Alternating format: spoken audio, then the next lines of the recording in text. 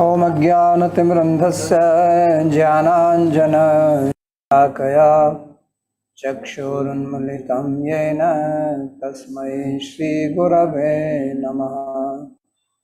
वन्देऽहं श्रीगुरो श्रीयुतपदकमलं श्रीगुरून् वैष्णवांश्च श्रीरूपं साग्रजातं सहगण रघुनाथान्वितं तं सजीवं साद्वतं सावधूतं परिजनसहितं श्रीकृष्ण चैतन्यदेवं श्रीराधा कृष्णपादान् सहगण ललिता श्रीविशाखान्वितांश्च। हे कृष्णा करुणा सिंधो दीनबन्धो जगत्पते गोपेश गोपिका कान्त राधा कान्त नमोस्तुते। तप्त कांचन गौरांगी राधे वृंदावनेश्वरी वृषभानुसुते देवी प्रणमामि हरे प्रिये। नमो महावदान्याय कृष्णा प्रेम प्रदायिने कृष्णाय कृष्णा चैतन्य नाम्ने गौरत्विषे नमः।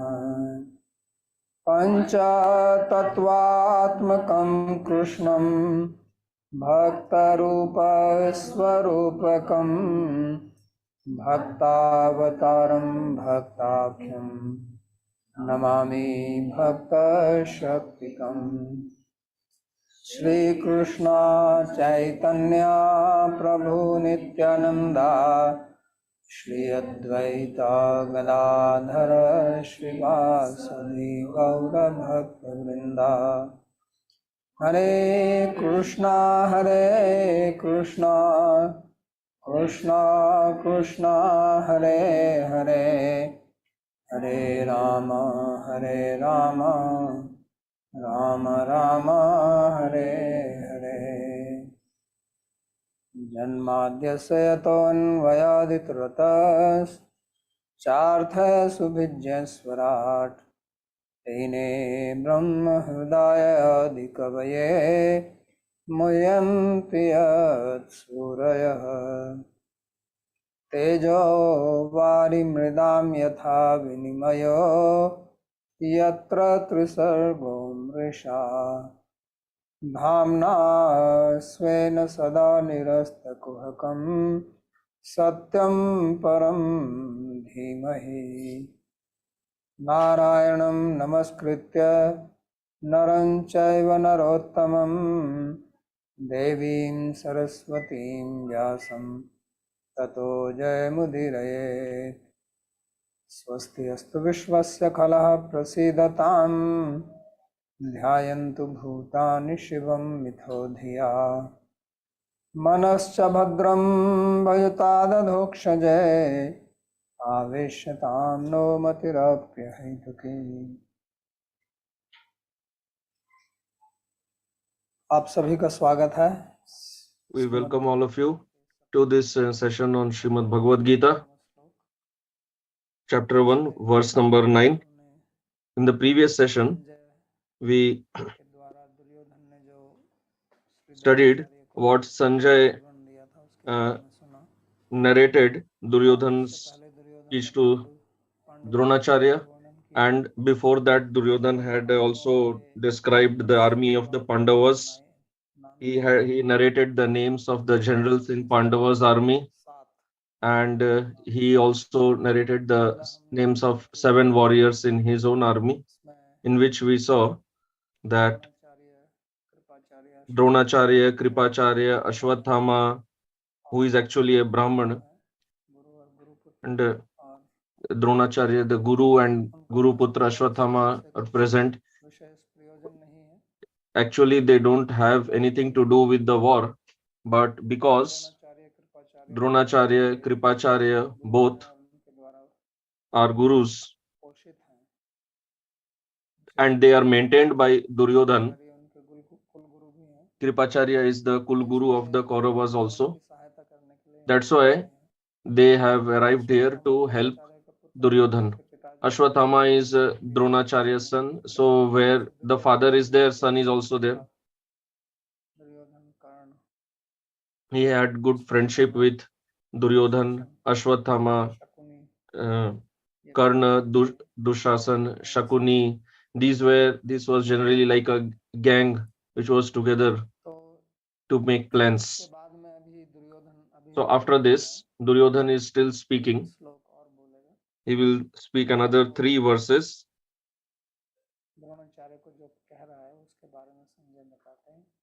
So Sanjay is narrating what he speaks to Dronacharya. त्यक्त जीविताः नाना शस्त्र प्रहरणाः सर्वे युद्ध विशारदाः। विभिन्न प्रकार के हथियार चलाने वाले एवं युद्ध की कला में कुशल और भी अनेक शूरवीर पुरुष हैं जिन्होंने मेरे लिए अपने प्राण को दांव पर लगा दिया है। तो दुर्योधन ने 7 नाम ही गिनाए। So Duryodhan had narrated these 7 names. Other than that, there were others also: Shalya, Bhagadatta, Jayadratha, Bahlik. There were many other big warriors. But from his brothers, he just narrated the name of Vikarna. But as such, there are 100 brothers, and all are great warriors. So he also wants to show that in our army, we do not have that much strength. Like I told earlier also, he was a great diplomat. He is speaking diplomatically, and he was trying to provoke or incite Dronacharya to fight the war with all his power. So for that reason also, he did not narrate many names of the warriors in his army. But he says that there are many other warriors also who have ready to lay down their lives for me. So Duryodhan has used a very peculiar word, Tyakta Jivita, which actually means those who are already dead.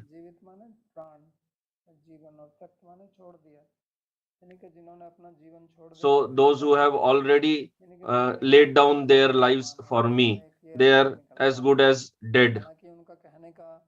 Although Duryodhan's purpose of speaking this is that they are ready to lay down their lives for my sake. Actually, he should have used Jikishavaha, those who will fight for me, and who are ready here to win the war. Because it is one thing to be ready to lay down one's life, and it is another thing to be ready to win the war. When one goes into the war, he doesn't go there to die, he goes there to win. If somebody is going into to play a match, he says that I will win and come. So Tyakta Jivita is actually a word with negative connotation. So it might have come out of his mouth by mistake, or maybe he wanted to speak this intentionally. But actually, a warrior who wants to win the war should say Chikishava, that have come to the war to win.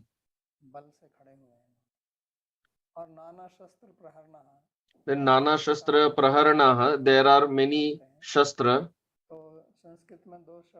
So in Sanskrit we have 2 words, Astra and Shastra.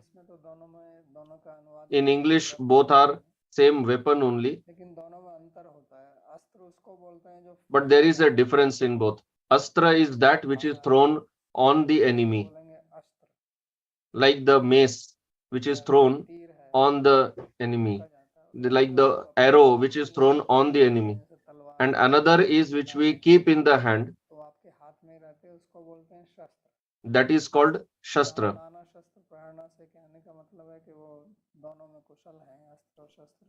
So here Nana Shastra Prarana means both Astra and Shastra.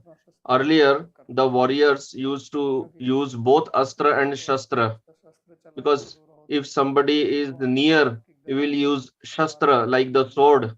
But if somebody is at a far distance, then sword will not reach there.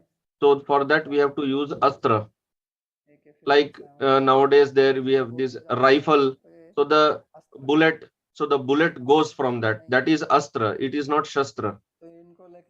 The gun or rifle is not Shastra. So he's telling that they are all expert in using such weapons. They are all expert in the art of warfare because they are all Kshatriyas, except the names that we narrated. After that, he speaks. अपर्याप्तं तदस्माकं बलं भीष्माभिरक्षितं पर्याप्तं तु इदमेतेषां बलं भीमाभिरक्षितं। तो वो कहते हैं कि हमारा बल जो है वो भीष्म पितामह के द्वारा। So he is telling that our army is protected by Bhishma, grandsire Bhishma, from all the four sides. It is being protected by Bhishma. So Bhishma is a very universally famous warrior. He is indefeatable. Nobody can defeat him. Even Parshuram, the avatar of Bhagavan, could not defeat him. And Bhishma is also the commander general of his army. So the commander of the army has a very important role to play. If the commander is enthusiastic, very powerful, diplomatic, and understands the art of warfare, then he can instill enthusiasm even in the weak soldiers of his army. But if the commander himself is afraid, scared, in illusion, doesn't know the art of warfare, or not fighting with all his heart, then in his army, even if there are powerful warriors, they will not be fighting properly because they will not be feeling enthusiastic from within. So this is seen in other fields of life also, not just in war. Like if you have a team, you are playing some football or something. If your captain is very enthusiastic and very capable, then it increases the enthusiasm of the other players also. And he should not just know the art of playing, he should also know the art of diplomacy because he has to take everyone together. Because in a team, every individual player has his own ahankara that we won this match because of me. So actually, the leader or the captain or the commander of any team, any institution, anywhere, he should keep a watchful eye on these matters because people who have different their own ahankara and they will clash with each other, because we have seen earlier also that Bhishma and Karna, they used to have lot of clash with each other, so much clash that Bhishma did not even recognize Karna as a warrior, although Karna was a mighty warrior and he was as capable as Arjun. But Bhishma used to say he's the son of a Suta. They they are just on chariot. What he will fight? He's an Ardharathi. And so Bhishma insulted Karna very much. Now Karna himself is also very egoistic. So he has taken a vow only that as long as Bhishma is the commander of this army, I will not go there to fight the war. Because if Bhishma is there, then Karna has to fight under him. He has to obey the orders of Bhishma. So like now, whatever order Bhishma gives as the commander, everyone has to follow that. So if Bhishma gives the order that leave this place, go there and fight with that particular warrior, then that soldier has to obey his command. Now Karna could not digest this point that Bhishma on every occasion he keeps insulting me. Why should I fight obeying his orders? Another point is that Karna was very egoistic, arrogant. Uh, he used to think that Bhishma is an old person, what he will fight. So he had this ego that actually I will be fighting the war and the credit will go to Bhishma, because no matter anybody fights, at the end the credit goes to the commander only. If there is a king, generally king themselves used to be commanders.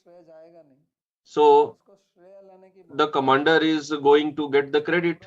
And Karna was always hungry for getting credit and honor. His whole life was spent in this only, that how I can get name and fame.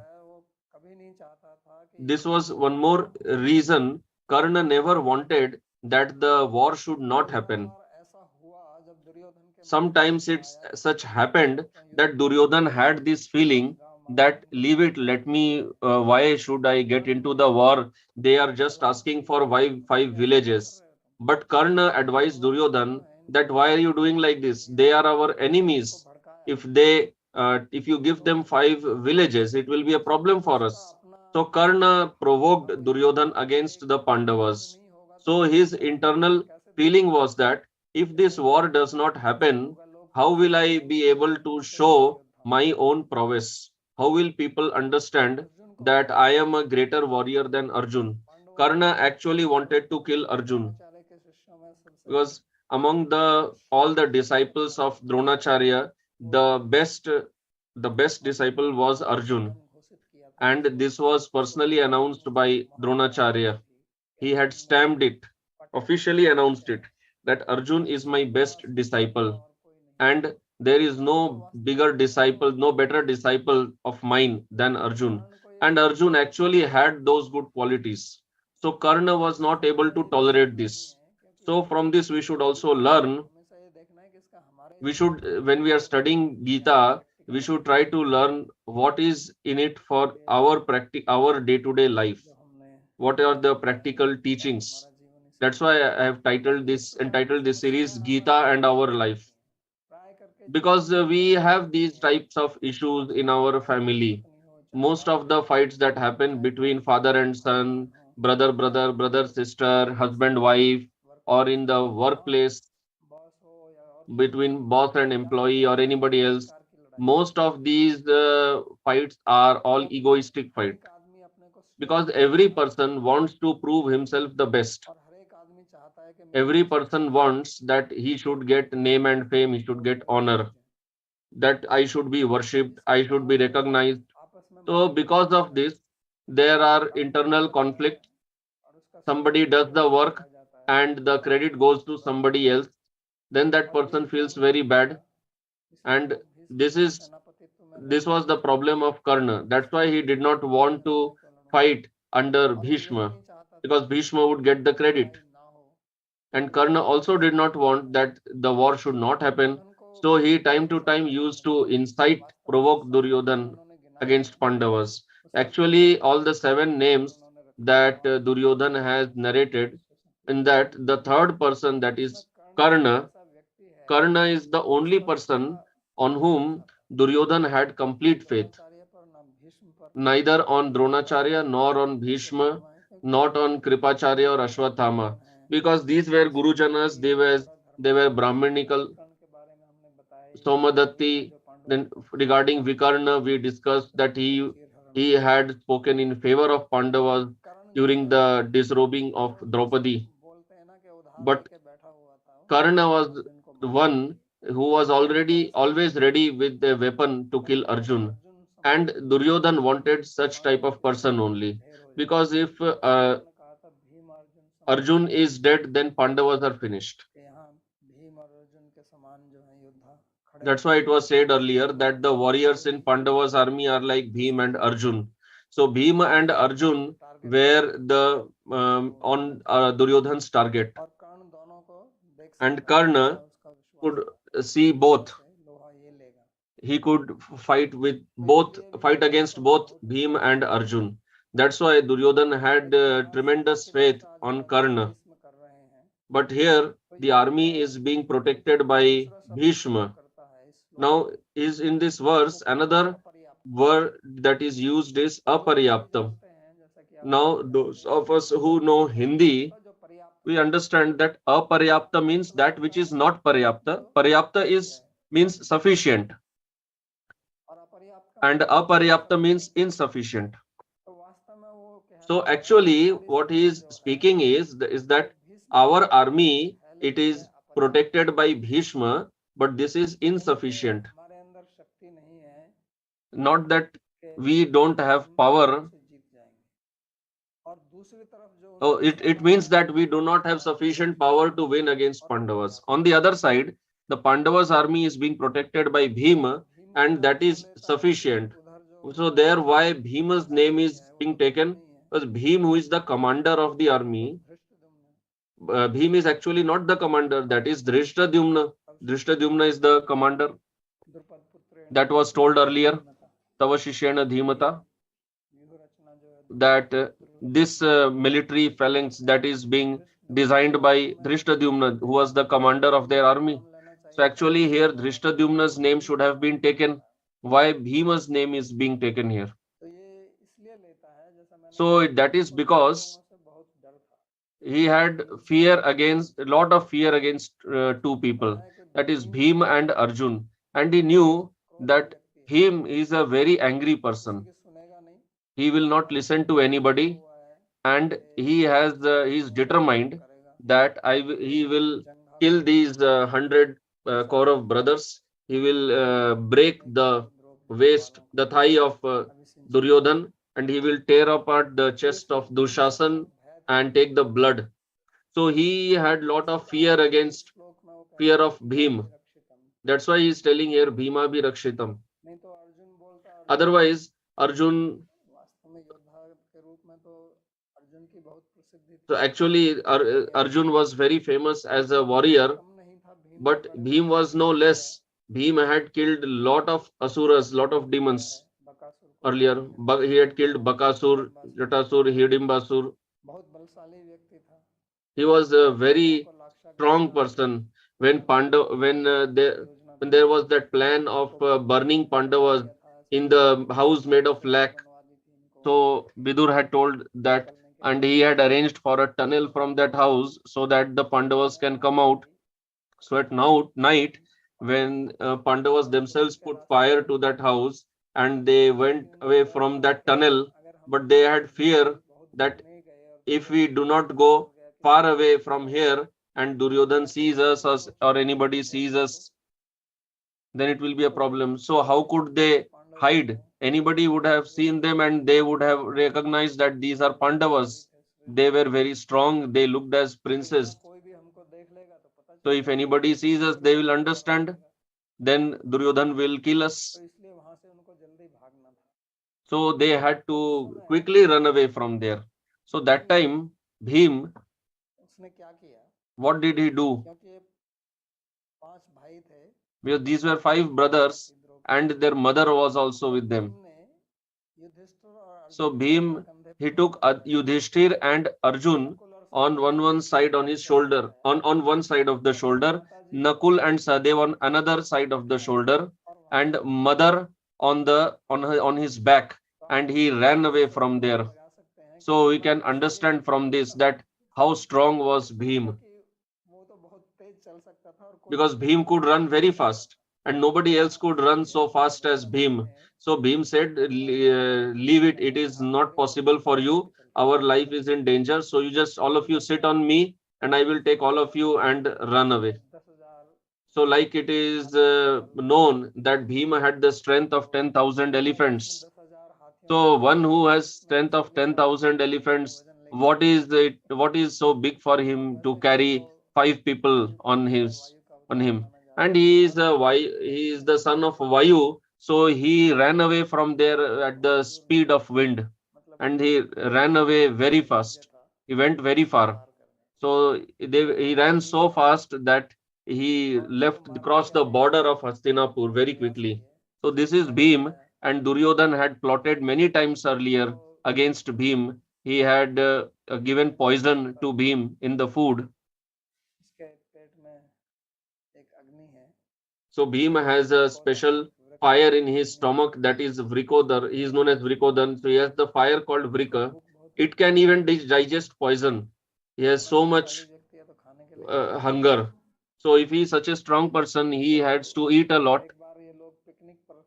So once these Kauravas, Pandavas, they went on a picnic. So then that time they were very young.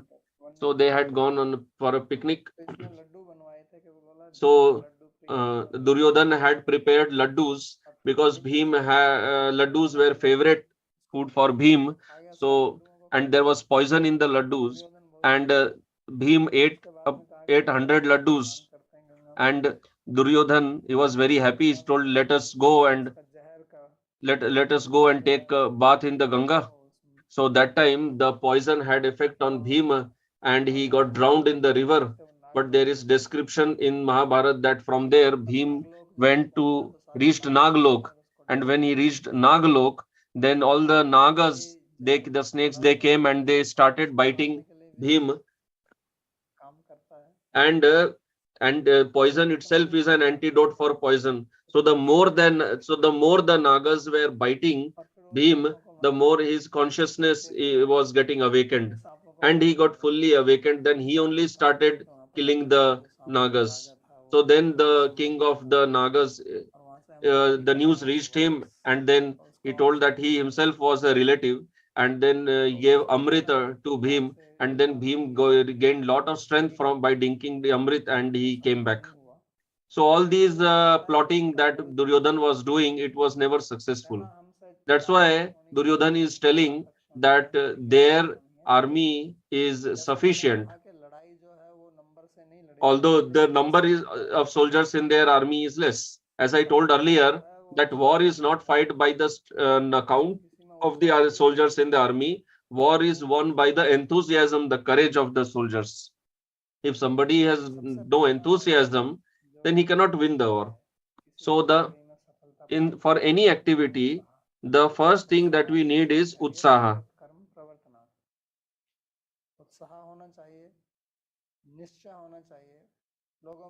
So we should have utsaha, we should have enthusiasm, then nischay, determination. So there should be determination. When people are not successful, they become depressed.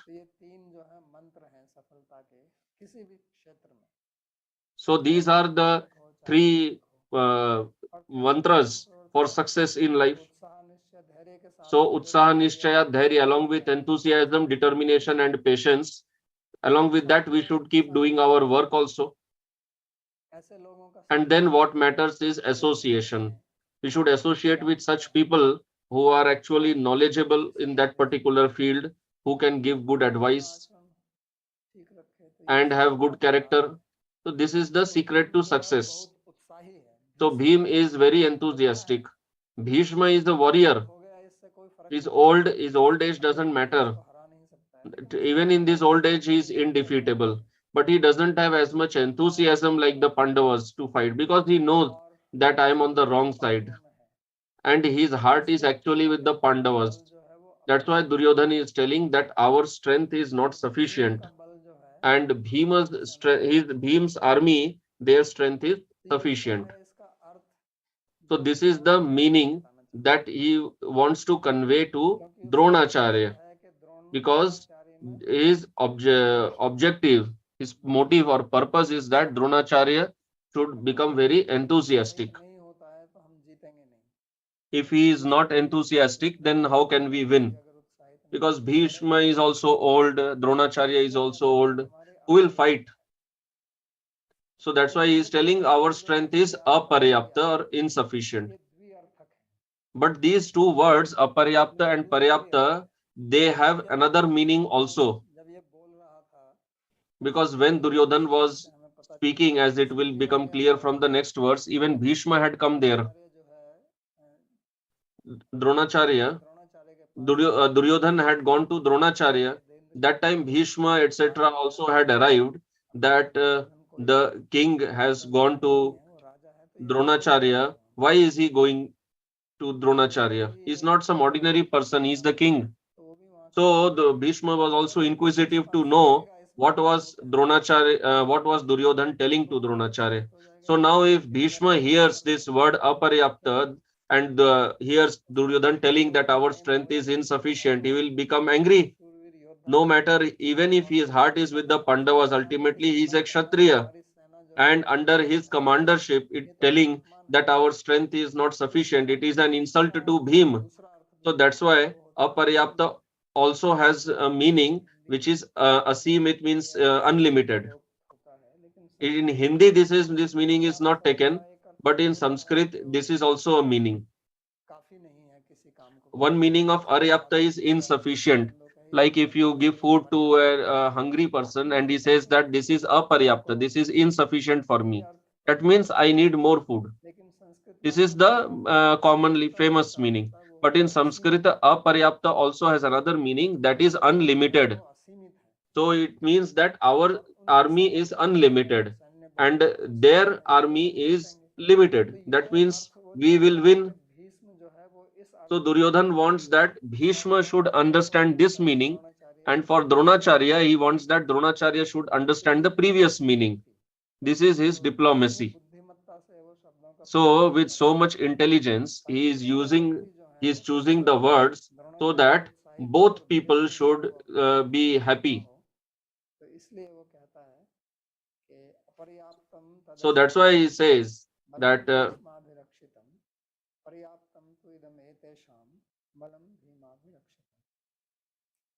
ये भीम शब्द और भीष्म शब्द Bhim and Bhishma, actually in Sanskrit, both words have same meaning. Both words mean bhayanak, very terrifying. In Harinamamrit Vyakaran, there is a sutra, Bhimo Bhishma Bhayanako. That Bhima and Bhishma, both words come from Bhi Dhatu, which means Bhi Bhay, fear, to give fear, to fear. So Bhim Shabda, the word Bhim also means Bhayanak, who incites fear in others, and Bhishma also means the same, who incites fear in others. So this is very interesting that both words are used like this together in this verse, and both are terrifying. But there is a difference also in Bhim and Bhishma from the point of view of Sanskrit. In Bhishma, there is a shakar extra, and which sha, like in in Sanskrit we have three sa, talavya, danta sa, and murdanya sha. So this murdanya sha, murdanya means that is upper. Murdha is actually the head. So in Bhishma's name there is this murdanya sha, which means he is superior. Even in the word Shrestha, we have this Shakar. So with this also he is indicating that we have this superiority. So become fearless and fight the war.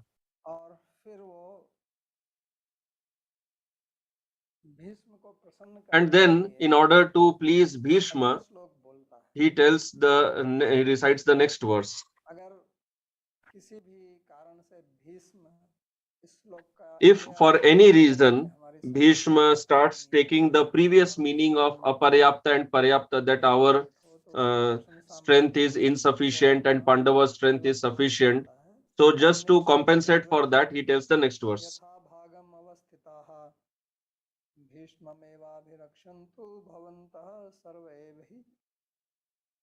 तो कहता है कि आप सब लोग जो है वो भीष्म की ही रक्षा करें. So he says that all of you must protect Bhishma on all sides.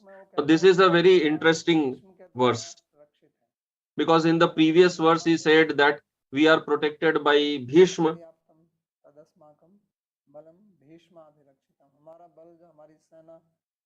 So he had told that the strength of our army well protected by Bhishma. So so now the question is that one who is protecting us, how can we protect that person? The protector is stronger than the protected. If he is not stronger than the protected, then how can he protect? So in the previous verse, he told that Bhishma is our protector.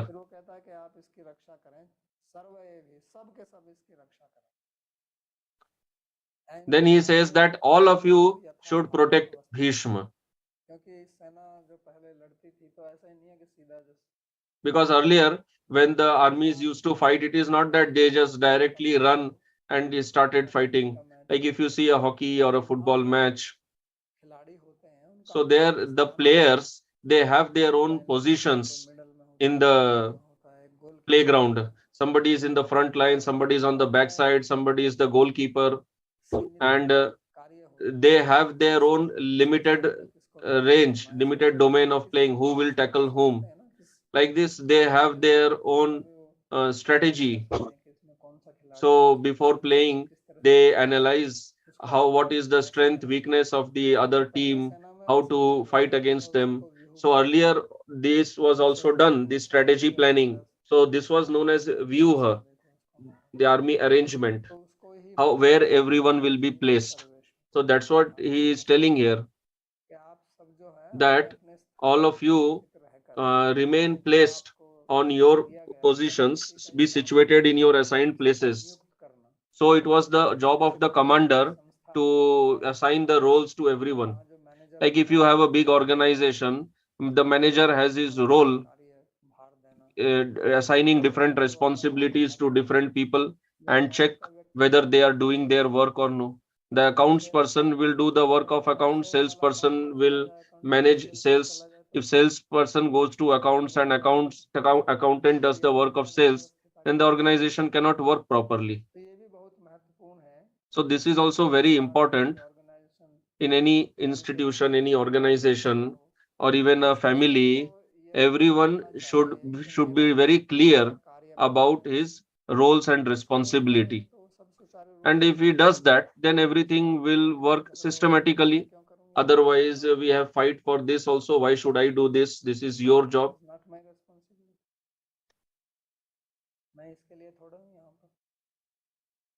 तो इसलिए वो बोलता है यथा भागम अवस्थिता, ये बहुत महत्वपूर्ण So है। that's why he is telling Yatha Bhagam Avasthita. This is very important for any society or institution, that everyone should be working according to his capability and roles, responsibilities.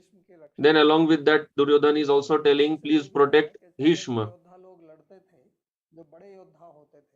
So earlier, the major generals, the commanders who used to fight, they used to have their own protectors. They did not fight alone. If you read Mahabharata, because it's very, this 18 days war is explained in great detail in Mahabharata. So it is explained there that Bhishma, when he is fighting, he has his own protectors. So the wheels of the chariot also have to be protected, because if the enemy destroys, breaks the wheel of the chariot, then we cannot fight. So there were people who were meant to protect the wheels of the chariot. Then the army can come in hiding and also kill the opponent. So we had to protect from that also. Although it is against the rule of the war, but still we can never trust the enemy that they will obey the rules of the war. So these big commanders in the army, they had their own protectors. And sometimes it used to happen that if somebody's life was at stake, even the big generals used to come and protect that person. Like if Bhishma is fighting very valiantly and he's being attacked from all sides, then Dronacharya, Kripacharya, Ashwathama all used to come to protect their commander. Because if the commander dies, then the war is finished. Here, although even after Bhishma's falling down, other person was declared as commander, because this was an internal family war. But if you study little recent history, when the commander used to die, the war used to get over and it was to be declared that the opponent has lost. So that's why it was very important to protect the commander of the army, because commander was like the life of the army. Like in our body there is atma, If Atma comes out, no matter how muscular, how strong you are, without Atma, the body is meaningless. So similarly, the commander of the army or in any institution, the leader, it is very important to protect him, that he should have good health, others should not attack him, people should not criticize him, not plot against him.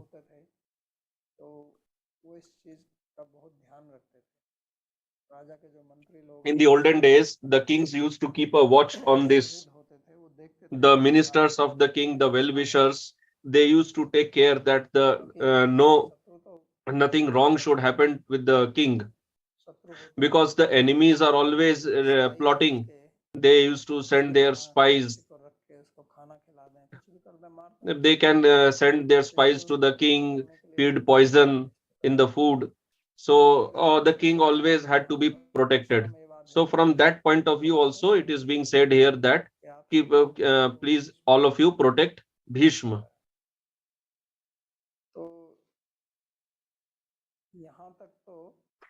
So till here,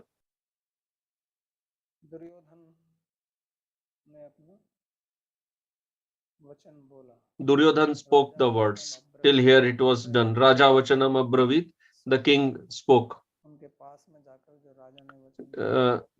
So till here it was narrated what words Duryodhan had spoken to Dronacharya.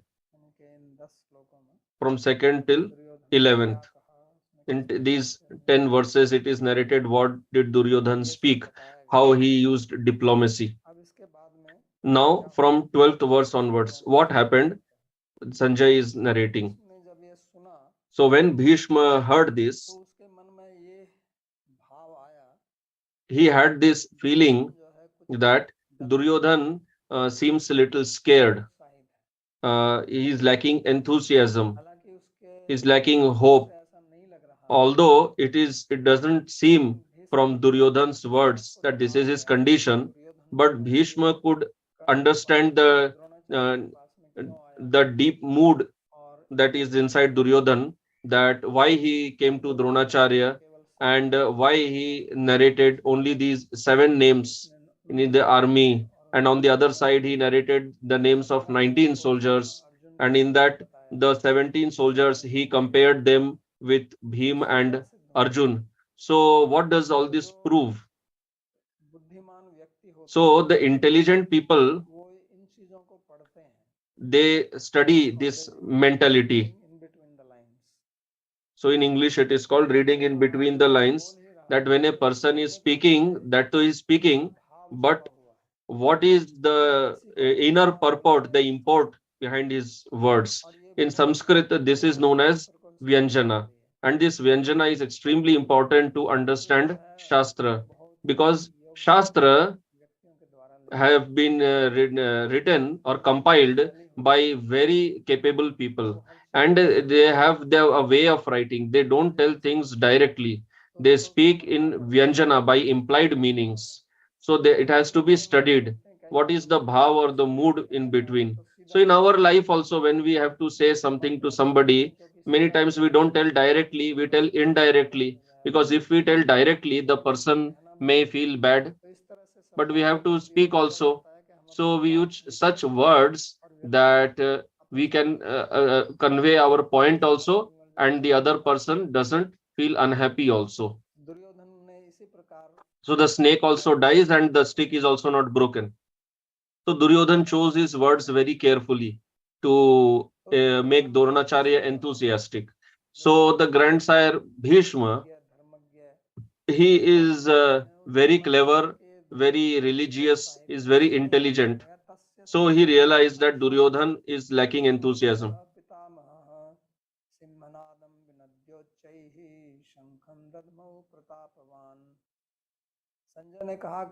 So Sanjay said, the senior leader of the Kuru dynasty, the valiant grandfather Bhishma, cheering him or Duryodhan on, roared loudly like a lion and blew his conch.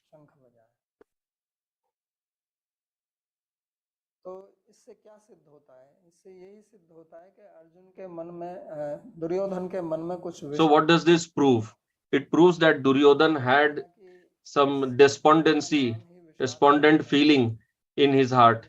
This chapter itself is named Vishada Yoga, and it describes only the Vishada of Arjun, but it seems that Duryodhan got into Vishada even before Arjun. Duryodhan became despondent even before Arjun. That's why he's telling. That's why he was telling earlier that these warriors are already dead for my sake. So this is a statement of great despondency. That's why Bhishma wanted to encourage Duryodhan. Otherwise, why he has to speak like this? Why should be said that the Bhishma he blew his conch and roared like a lion to encourage Duryodhan? So the old lion he roared very loudly because, as I said, in the war, the most important part is enthusiasm. If you have to play, if you have to fight a competition, even if you have to write an exam, nowadays there are competitive exams. So there, if you lack enthusiasm, then you are finished. So in order to encourage Duryodhan, he roared loudly. He roared like a lion. Although he was old, but he had. और बड़े धार्मिक व्यक्ति थे, तो वृद्ध होते हुए भी उनमें बहुत शक्ति थी. But आजकल तो देखते हैं कि युवा लोगों में भी nowadays we see that even young people they don't seem to have courage. They their faces seem so depressed. But if you see Bhishma, his age was more than 100, maybe around he must be minimum of 150 years of age at this time during the war. But even in this age, he roared so loudly. And then he blew the conch. तो शंखम दधमौ प्रतापवान. तो ये पितामह हैं, वृद्ध हैं कुरुवंश के, और सबसे So grandfather Bhishma, who is eldest. So first of all, he blew the conch. Actually, Pandavas should have blown their conch initially because they have come here to. ये तो वास्तव में डिफेंसिव लोग हैं. आक्रमक तो उनको होना है, लेकिन So actually Pandavas should be attacking first, but the conches were blown first from the. पांडवों के भी वही श्रेष्ठ हैं, पितामह उनके भी हैं, तो इसलिए उन्होंने शंख को बजाया. और So that's why he blew the conch. जैसा आप जानते हैं, and this होता है शम और खा, दो शब्दों से बना. शम का मतलब होता है शांति. So Shankha is made of two aksharas, Sham and Kha. Sham means Shanti, that is peace. तो शम का मतलब होता है शांति, piece. Sham means peace, and Kha means sthan or place. Kha means Akash or space. So the space or the Akash of Shankha, the sound that comes from it, it makes the environment peaceful. That's why for any auspicious activity, before that, their conch is blown. Like in temple before the puja, there the conch is blown.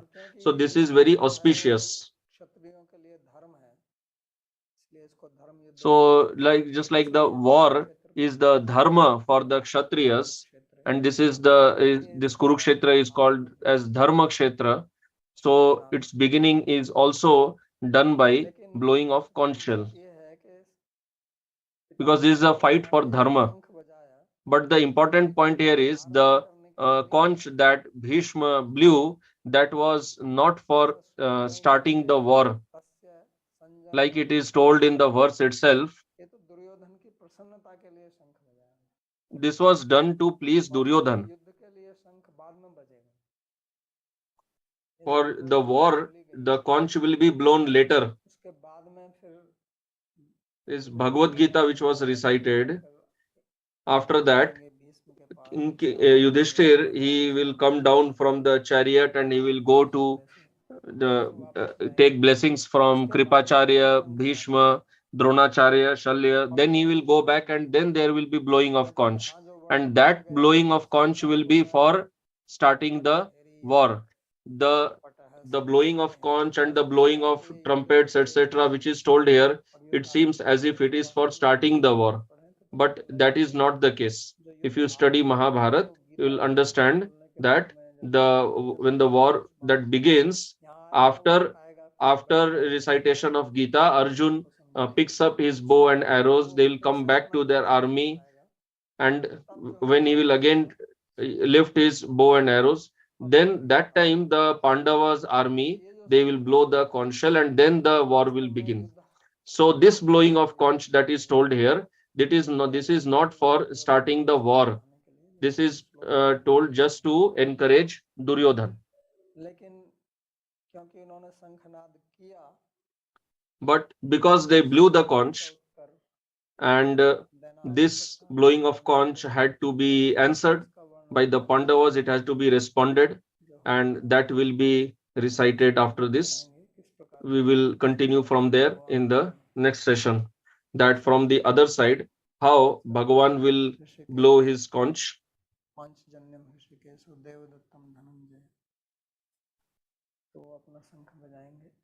So Bhagavan will blow his conch. That will be explained from the next verse onwards.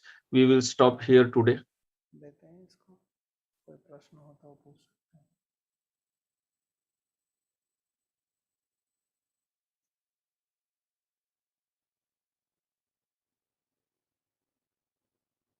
कोई प्रश्न है?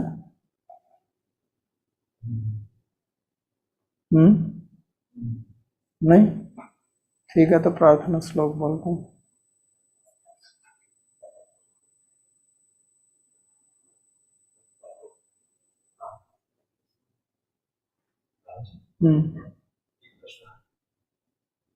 बोले. What is the meaning of the bhi dhatu? What is the meaning of bhi dhatu? भी माने भय देना. So bhi means to give fear. What is the meaning of bhi dhatu? The root bhi, it means to make somebody fearful. Terrify somebody, to make someone fear, that is called bhi. Bhaya shabd, bhayanak, bhiti. So bhay, bhayanak, bhiti, these words are bhim, bhishma, these all come from bhi dhatu. They are from bhi dhatu. And Sandeep ji? बोलिए संदेश.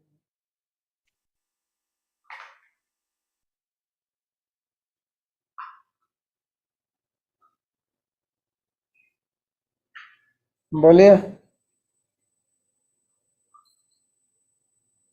नहीं बोलना. The problem is on my side, I can't. Ankit ji, could you please allow me to unmute?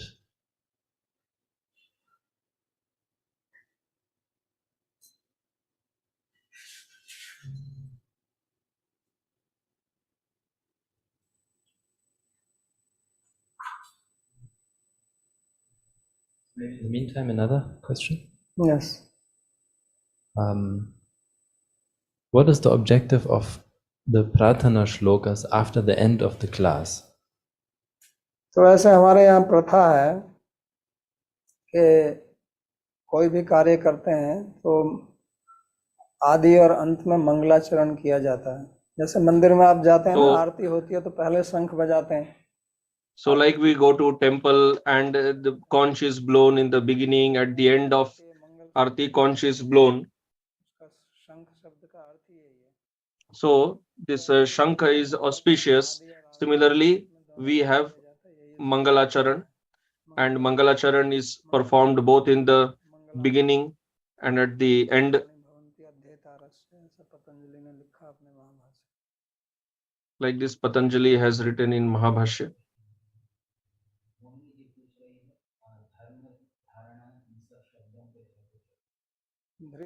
So the question, what is the dhatu for the words like dharma, dharana? That is dhri dhatu. ठीक है, और कोई?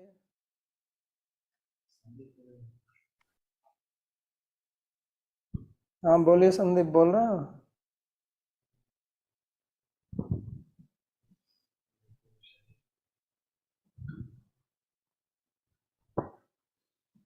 शैलेश जी पूछ रहे हैं, प्रणाम बाबा जी, कैसे So the समझे? question, Pranam Babaji, how to understand that Bhima had such supernatural powers as strength of 10,000 elephants, given that he was a human being? Was this a result of some boon that he received, or was it something else? So the answer, he is the son of Vayu, Vayudev. Vayudev is considered very powerful Devata. It's like Hanuman. He is very powerful. He is also the son of Vayu. So whether you consider him Vayu's Angsha or Vayu Avatar or Vayu Putra, whichever way, then Hanuman and then Shri Madhvacharya Bhim. So in southern India, Sampradaya is there. So he is also regarded as avatar of Vayu. He was also physically very powerful. So in the Devas, Vayu is considered most powerful. Like if you have a strong wind, can anybody stop it? So from childhood, Bhim was very powerful. Because he was very powerful. There is a story in Mahabharata that once that mother Kunti, she was sitting. These Pandavas were born in the jungle. So Bhim was on her lap, and she was sitting on a piece of stone, and there a tiger came, and Kunti became afraid, and suddenly she stood up, and when she stood up, then Bhim fell down from her lap on the piece of stone, and when he fell down, then oh, Bhim got hurt, or the piece of slab. So it is told in Mahabharata that there was a crack in that piece of stone by Bhim's hitting that piece of stone. Nothing happened to Bhim. So from childhood he was like that. Sandeep ji पूछ रहे हैं, मेरा प्रश्न कर्ण के बारे में है। वो 3 बार अर्जुन के साथ हार गए थे, जैसे कि विराट युद्ध में और द्रौपदी स्वयंवर में, पर फिर भी उनको प्रसिद्ध। So the question is regarding Karna. He lost thrice to Arjun in Virat Yuddha, Draupadi Swayamvar, etc. But still he wanted to gain recognition by defeating Arjun. Why he was not able to accept the fact despite being Surya Putra? You don't know what is Kshatriya. Kshatriya doesn't become despondent by getting defeated. Kshatriya wants to win. Kshatriya doesn't become despondent by getting defeated. If your team loses 3 times against another team, what will they decide? That we will not play again, or what? So what type of logic is this?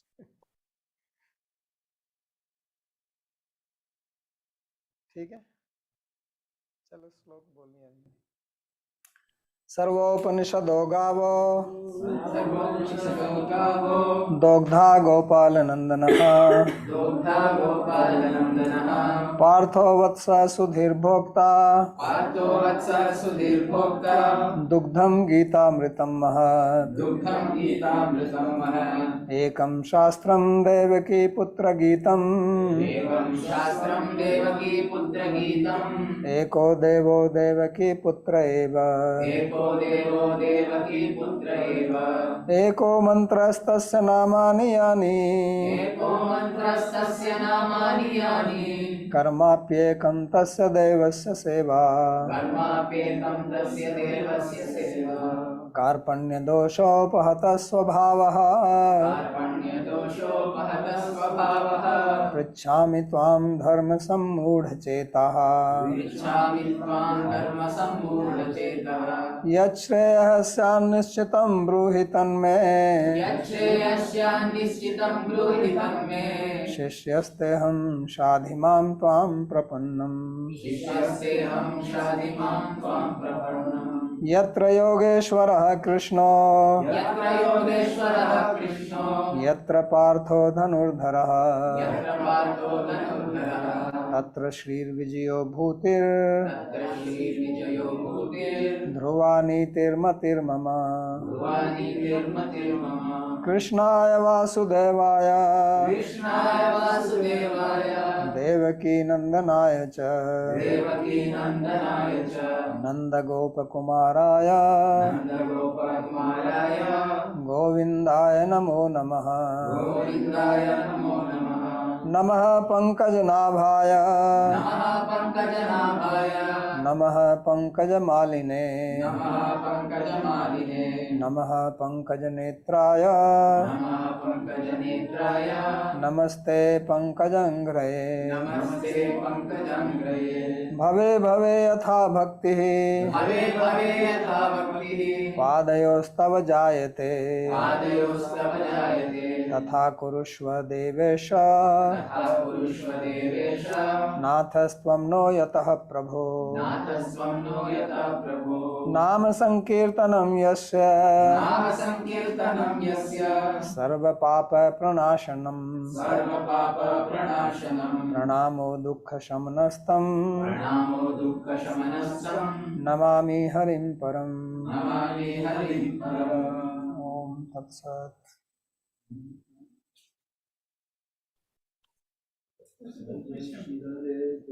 Krishna.